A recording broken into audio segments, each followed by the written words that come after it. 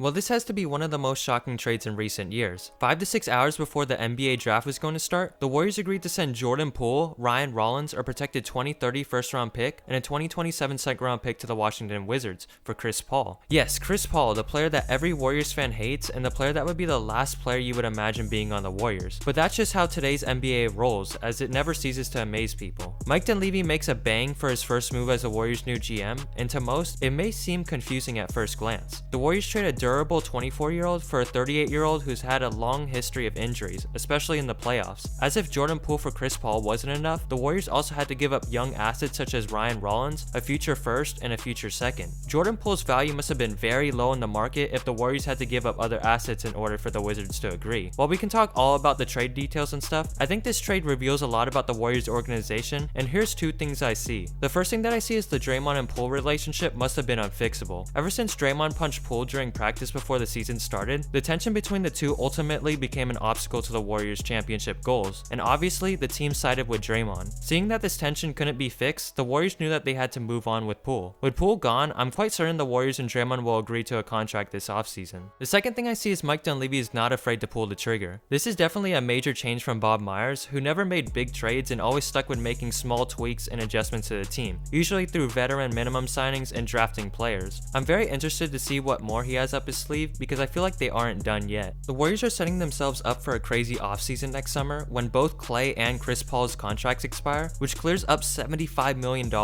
which opens up the Warriors' options. Anyway, let's see how Chris Paul fits on the Warriors. Chris Paul regressed a lot last season. He's gotten slower and less consistent, but he's still really good. He averaged 14 points and 9 assists last season with the Suns, and as long as he's in the NBA, he can orchestrate any offense with ease. With this move, the Warriors gain a proven leader who is one of the greatest playmakers of all time, and I think he will do most of his time running the second unit. If Kuminga and Moody are still on the team after this offseason, they are by far the two players on the team who benefit the most from this move. Chris Paul has been amazing at turning tanking teams into playoff contenders and getting the best out of his teammates, so his veteran presence is exactly what Kuminga and Moody need. If you watch Kyle Lowry during the Heat's playoff run this playoffs, that is exactly how I envision Chris Paul's role would be. A guy that can come off the bench and control the pace when Steph is on the bench, which has been a major struggle when Steph isn't on the court. When they are both on the court at the same time, Paul can take over a lot of the ball handling duties, so Curry doesn't always have to be handling the ball. I'm not sure how Paul will be as an off-ball player, but he did shoot 37% from 3 last season and did play a decent amount of off-ball with the Suns when Booker and KD had the ball. Chris Paul is someone who likes to slow things down, which goes against the Warriors' style of play with quick passes, so it'll be interesting to see how they adjust the offense to fit Chris Paul. The Warriors have never really been a big pick and roll team, but that has always been Chris Paul's main play, so we might see more variety in the Warriors' offense next season. One interesting thing to point out is that Paul always excels best when he has a big man to run the pick and roll with, so that makes me think that the Warriors may be looking to sign a veteran big man once free agency hits. On the defensive end, Paul may not be the first team all defense like he was when he was in his prime, but he's still a plus defender. One thing that's always to be worried about is Chris Paul's health, as he always gets hurt when it matters most. Even then, I have faith in the Warriors medical staff though, as they are one of the best at playing it safe when it comes to injuries. They somehow got 63 games out of Otto Porter Jr., and he has only played in 28 plus games one other season in the past 5 seasons. To wrap things up, this is one of the most un-Warriors-like trades I've ever seen, but it makes me excited. The Warriors have never had a player like Chris Paul, but Steph's ability to fit in with any player perfectly makes me think that this team will be fun, as long as they stay healthy. One thing to note is that this deal cannot be made official until July 6th, so things could change. But as of right now, this is what I got from the trade. Also, I'm excited for Jordan Poole. Going to a team where he's going to get the green light, I wouldn't be surprised if he averages 25 points per game. We've seen what he's done when Steph is hurt and he's in the starting lineup, and I wish him the best in Washington. Anyway, what do you guys think about Chris Paul being on the Warriors? Let me know what you think in the comments, and thanks for watching, and go Warriors.